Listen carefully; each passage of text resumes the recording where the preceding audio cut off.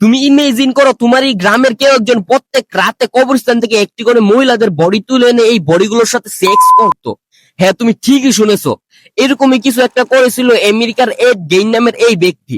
সে শুধু এই মৃত বডিগুলোর সাথে সেক্সই করতো না, সে এই বডিগুলোর বিভিন্ন অঙ্গের চামড়া গুলো আসবাবপত্র তৈরি করত। যেমন নাভি দিয়ে বেল্ট, চামড়া দিয়ে চেয়ারের কভার, ল্যাম্প, মাথার খোলস দিয়ে খাবার রাখার বাটি এবং অনেকগুলো মহিলাদের বিভিন্ন বডি পার্ট কেটে লিটারালি একটি হিউম্যান স্কিন বেস্ট তৈরি করে ফেলে। এই সবকিছু তার ছোটবেলা থেকে শুরু হয়ে যায়।